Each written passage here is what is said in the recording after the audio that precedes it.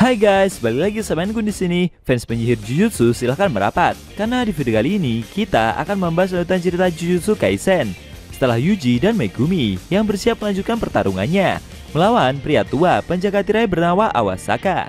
Lebih tepatnya, kita akan mereview manga Jujutsu Kaisen chapter 95 yang bersumber dari website Jujutsu Kaisen atau forum Reddit. Buat kalian yang belum lihat review chapter sebelumnya, bisa keliling di deskripsi atau bisa juga keliling pojokan atas video ini ya. Dan buat kamu yang cuma ngikutin animenya atau tidak mau kena spoiler, Enkun sarankan mending stop videonya aja dari sekarang. Nah, di manga chapter 95 ini, Yuji dan Megumi bertarung melawan Awasaka. Di sisi lain, Ino bertarung melawan Nenek Ogami beserta cucunya. Namun di luar dugaan malah muncul musuh baru yang sangat merepotkan. Penasaran? Oke, langsung aja kita bahas. Let's go!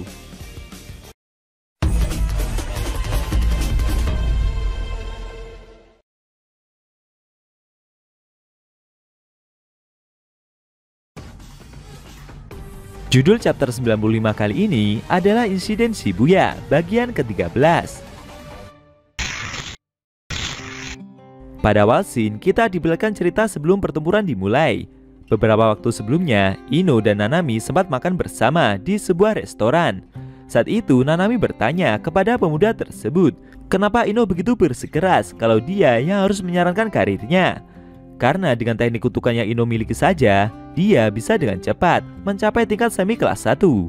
Ino menjawab, baginya melakukan hal dengan cara yang benar itu sangat penting, khususnya saat melakukan pekerjaan kotor seperti sihir Jujutsu.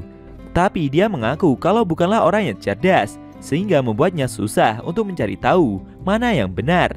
Itulah kenapa setiap kali Ino tidak yakin apa yang harus dia lakukan, dia bertanya kepada dirinya sendiri, kira-kira apa yang dilakukan oleh Nanami. Karena itulah menjadi penyihir tingkat 1 tanpa persetujuan pria itu membuatnya merasa tidak benar.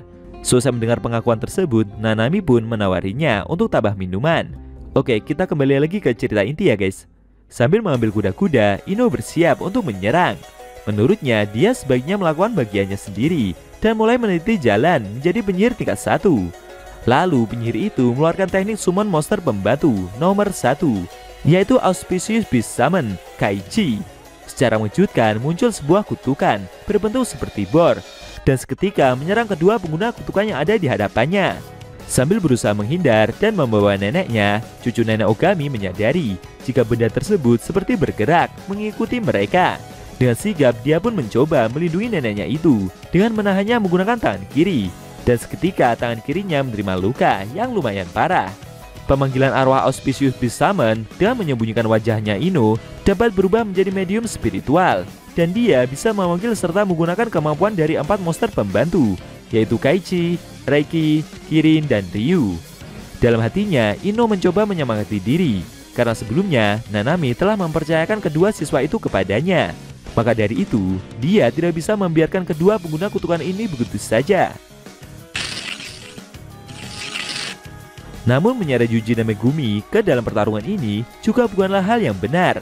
Menurutnya, cara yang terbaik yang bisa dia lakukan adalah segera menyelesaikan pertarungan ini dan bergabung dengan mereka berdua. Cucu nenek itu memberitahu kalau barusan tadi mereka menyadari sesuatu. Nenek Ogami juga sependapat. Ino sendiri mencoba untuk tetap fokus dan menghilangkan egonya. Sambil mengambil kuda-kuda untuk bersiap menyerang, dia mengeluarkan monster pembantu kedua, yaitu Reiki.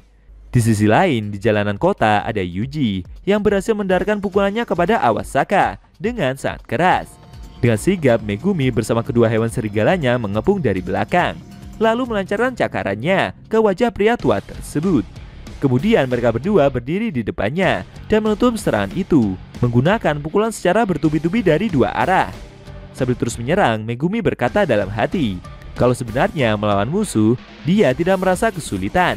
Tapi yang paling sulit adalah ketika dia bekerja sama dengan temannya ini. Kejadian tersebut membuat Awasaka tidak berkutik dan menerima serangan dengan sangat telak. Namun setelah pukulan itu dihentikan, secara mengejutkan, pria tua tersebut tidak terluka sama sekali. Dengan cepat, dia segera mengeluarkan pisau dari dalam saku dan menebas Yuji yang ada di hadapannya. Sialnya, meski sempat menghindari serangan tersebut, Yuji tetap menerima sayatan itu. Tapi dengan cepat, Shikigami Katak milik Megumi menangkapnya dan melemparkan pria itu ke arah jembatan dengan sangat keras.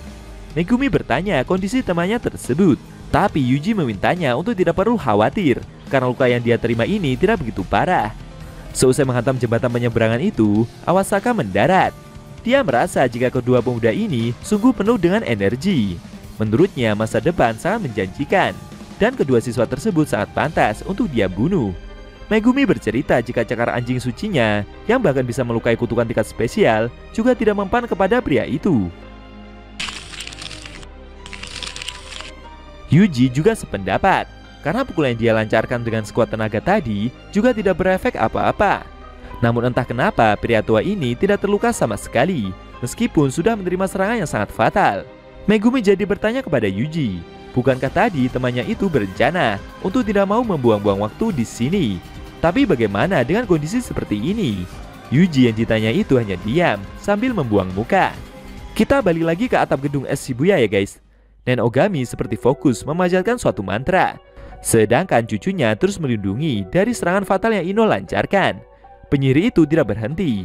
Dia juga melancarkan serangan fisik kepada pria tersebut, tapi pria itu masih mampu bertahan. Ino tidak habis pikir dengan apa yang mereka lakukan. Menurutnya penampilan dari pria yang dia hadapi ini tidak menipunya juga. Dia juga tidak terlalu kuat. Tapi anehnya pria itu terus membiarkan tubuhnya terluka untuk melindungi neneknya sendiri. Ino merasa kalau ada yang tidak beres dari kedua pemuda kutukan tersebut. Ketika nenek Ogami terus memanjatkan mantra, tiba-tiba muncul cahaya terang yang keluar dari tubuhnya dan terbang ke angkasa. Penyihir itu merasa jika ada sesuatu yang berubah. Nenek Ogami sendiri memberitahu cucunya jika semua sudah siap. Sambil menelan sebuah pil, cucunya itu juga mempersiapkan diri. Ino tidak mau membiarkan rencana mereka berjalan lancar. Dengan cepat, dia segera melancarkan serangan arwah Auspicious Beast Summon lagi ke arah pria tersebut. Namun nenek Ogami yang membacakan mantra itu menyebut nama Zenin Toji. Dan secara mengejutkan, cucunya tersebut mampu menangkap serangan yang penyihir itu lancarkan. Ino yang melihat aksi tersebut begitu kaget. Lalu nenek Ogami bertanya kepada cucunya soal usaha yang mereka lakukan. Cucunya tersebut memberitahu jika semuanya berjalan dengan lancar. Dan secara tak terduga, separuh wajahnya berubah menjadi Toji. Apa yang sebenarnya sedang terjadi? Apakah mereka berencana untuk menghidupkan pembunuh bayaran itu? Sayangnya, scene cerita manga Jujutsu Kaisen chapter 95 telah berakhir.